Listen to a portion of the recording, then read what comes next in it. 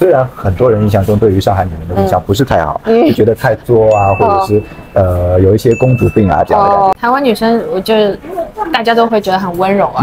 是的，对吧？你觉得吗？我觉得，我不敢不觉得。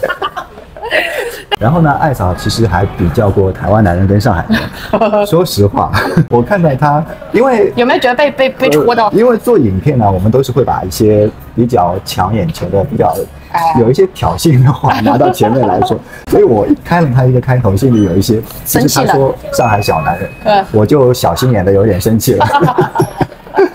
但是上海男人还有一个我觉得很典型的是听老婆的话，你承认吗？我承认的啊，你听的，我听的啊。像我很喜欢看 FB 上有一个号叫靠背婚姻。你看这个对你有帮助吗？有帮助的，就看别人过得多惨，我过得还不错。原来是这样子啊。够聊天吧。Hello， 大家好，我是煮菜的奶爸狗狗。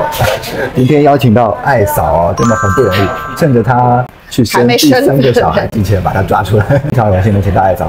但我跟艾嫂其实之前不认识的，也是通过看 YouTube 了解到，也是一位上海姑娘，而且真的很勇敢，敢于生第3胎，很不容易。其实艾嫂给我的感觉就是一个非常蛮具有代表性的上海女人的形象。是啊，就是什么形象？很精明。我精明吗？就是很干练，很干练那种。是哦，不是错觉。是吗？是的，我不是很精明干练。是吗？就是你说话思路非常清晰，然后可能就脑子稍微也很有自己的想法，有很有主见的这样的。就是我印象中，虽然很多人印象中对于上海女人的印象不是太好，就觉得太作啊，或者是有一些公主病啊这样的感觉。但是我印象中，其实上海女人是还有很好的一面，有优点的，有非常非常好的优点啊。这个优点其他地方的人没有的。就比如说夫妻出去买东西，上海女人会帮老公去还价，就是有一些讨价还价对吧？老公拉不下面子去做的事情，上海女人都会挺身而出，自己来做这件事情。她非常能理解男人的心态啊什么的。我老公在对面点头很认可对吧？可是你不会去杀价。因为台湾不杀价，台湾不大杀，因为台湾不大杀价，不给你机会杀价。我只是举个例子，就是上海女人会为男人去做这样一些男人可能顾着面子做不出来的事情。我觉得这是上海女人非常好的一个特点。然后艾嫂就是给我有这样的感觉，就是比如说有些钱，就要说到钱，上海男人比较小气，赚钱的方面，然后男的可能一个东西开出来，他会觉得拉不下面子就买下来了，但是上海女人可能会把男的拉走，说这个太贵了，我们不买，由女的去出面，就类似于这样的事情，我觉得是艾嫂所具备的一个上海女人的一个特点。那你说的这个特点其实就是一个很好的帮助者，对吧？就是帮老公更好的为了这个为我们家做一个最好的一个帮忙，对吧？但是这一点其实具备很多技能，就是察言观色啊，然后精明的算计啊，计算，对，就是我觉得上海女人这一点是很好的一面。那因为你也在自己的频道里分享过上海女人跟台湾女人的区别，对，浅见，这不是很客观吗？对，个人浅见，对个人一些比较有代表性的一些形象，就是比较表面化的一些事情，你可以再分享一下你对于台湾女人的观察跟上海女人的观察。台湾女生，我觉得大家都会觉得很温柔啊，是的，对吧？你觉得吗？我觉得，我不敢不觉得。但是我后来认识台湾女生多了，或者是相处久了，我觉得她们的温柔最表面一层就是她们是有礼貌，对，但不代表她们就是没有自己的想法，对，其实非常有想法，她只是表达比较委婉一点。但是我觉得台湾女生也有相当一部分是蛮传统的那个这种家庭婚姻的价值观，当然也是因为我这几年都自己带孩子嘛，所以接触到的比较多是就是自己在家相夫教子的这类型。当然台湾女生也有非常事业型的追求自我，也有很多不结婚的做自己的这些，我觉得这个是社会的包容性比较大，对，所以成就了台湾女性的多元化的一个状态明白，对，但是都很做自己对，不刻意追求一些标准。好像是听你这么一说，好像是因为我不认识其他台湾女生，你不敢认识，没有这个印象。但你这样说起来，我联想到上海女生，就是很多上海女生会说，我妈妈要我怎么样，我爸爸要我怎么样，家里要我怎么样，然后后就自己好像没有一个独立的能力一样，很依赖家里的那种感觉。对，台湾女生很独立，很独立的嘛。也是因为我们这一代上海女生还是生一个啊，对，就家里当公主一样捧着，然后出来什么事情都是听父母的。对，包括有时候结婚办婚礼，父母要怎么样？哎呦，对这个事情很多吵的。是，吵到结不了婚。对，父母要怎么样，多少桌。对。我还想到台湾女生跟上海女生在结婚这一方面有一个蛮大的区别，就是上海女生要结婚，她也很要求你，男方要有房子啊，是普遍上至少要有房子吧，其他也是房子、票子、车子什么的。对，但是台湾这边的女生可能还是我们这一代还是生好几个2、3个，就家里哪有这么多房子给你，就是还是蛮多租屋族的，所以他们对结婚的要求就不会那样高门槛嘛。对，而且他们对结婚的观念就是反正就是独立出来，因为他们在可能当学生的时候工作的时候就自己租在外面，上海小姑娘都是住在家里的，对不对？要么住学校宿舍的。对，所以台湾女生跟找男生结婚就是那我们就自己再租一套房子在外面，对，就是独立这样子。是，这跟社会的一个环境也有关系。对，确实有差。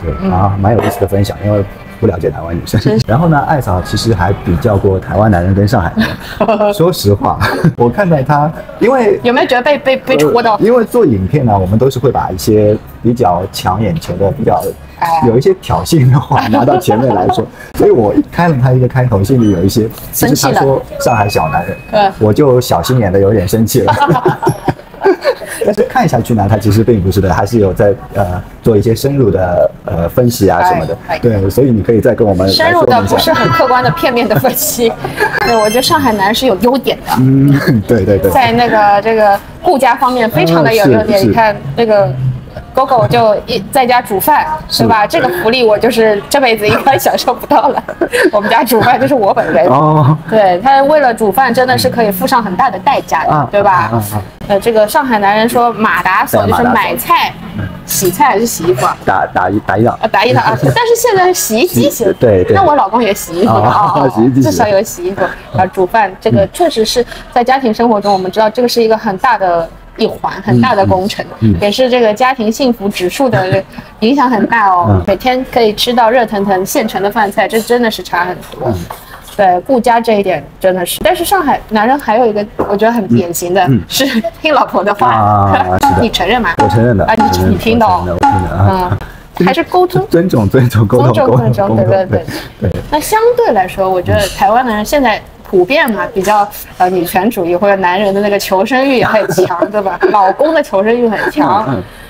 也不可能就是说男人真的是一手遮天这样子的，还是会有商有量。但是台湾男人还是比较有一部分是大男子主义，但是大男子主义也不是说完全不好，是看你们这个家里面谁说了算。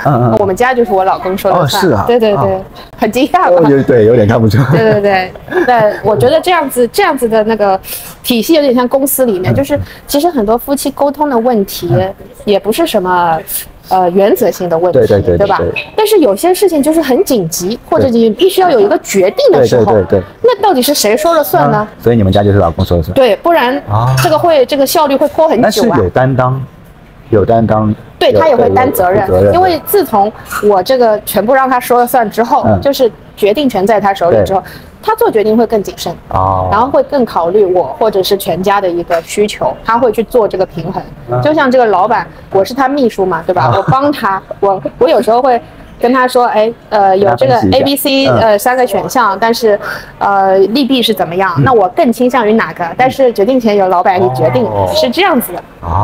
我本来以为你们家是大事你老公说了算，但是什么是大事小事也是他说了算。对，大事是他说了算，什么是大事小事也是他说了算。什么小孩每天穿什么衣服这种小事是我说了算，因为他授权给我了。对，这样分工很好。对，我们就是分工合作。对对，结婚10年的那个心路历程心得啊，真的，我觉得你们关系特别和谐，就是包括带小孩的观念也非常一致，虽然之前也可能有一些磨合的阶段，现在还是会磨啊，还是会磨，还是会有一些，不可能后来就一帆风顺。但是说我们知道遇到了冲突之后，不一样的观念之后，要怎么样去表达，或有时候是睁一只眼闭一只眼，不是很严重的情况下，对我觉得你们的这是一个艺术啊，或家庭之道非常值得学习。就是因为我们刚刚也在聊一些包括父母怎么相处的话题，跟对方父母对方父母怎么相处的话题，对我觉得非常值得我学习。今天受益很多，受益匪浅。以后多多交流，还在学习中，还要跟你取家庭的经。那我这里突然有一个好奇的点，就是你们双方在结婚之前，有很多的恋爱经验吗？会。你突然，这个人很诚实，他点头。你说多不多？大学4年，1年一个 F4，你说多还是不多？那我现在有一点可以理解你们为什么现在的夫妻关系那么和谐，就是之前累积了很多经验。这算很多经验啊。但是我们结婚的头4、5年冲突是很大的。我们学习的经验应该是在本段婚姻里面学习积累的，因为人不一样，你是要跟这个人过一辈子的。对，我们也是曾经吵到一度这个要离婚的，真的，孩子都生了，还一个在肚子里，老二在肚子里，那个时候真的很惨很惨啊。对，但是后来就起死回生了。这个关键点，这个要另外一集了，这个太长了，太长。对，但很喜欢分享，很想分享。就是对于这个话题，也是我们夫妻很关心的。对，觉得是因为这个社会由家庭组成，家庭由这个夫妻组成，夫妻关系一不好，这个全家就人仰马翻的。而且你关起门来，自己的那个关系只有自己知道，冷暖自知，所以你一定要去参考其他人的关系是怎么解决的。像我很喜欢看 FB 上有一个号叫靠背婚姻。你看这个也对你有帮助吗？有帮助的，就看别人过得多惨，我过得还不错。原来是这样子啊。好有意思。今天跟艾嫂的聊天非常有意思，就是对于你后面那个话题，我其实还是很感兴趣。是啊，只是你现在就是马上要卸货了，生完再说，生完也不知道过了多久。对，我们把这个话题留待下一次，好，给大家留一个期盼。好，那祝艾嫂生产的时候平安。谢谢。那我们就下期再见。下次再见，拜拜。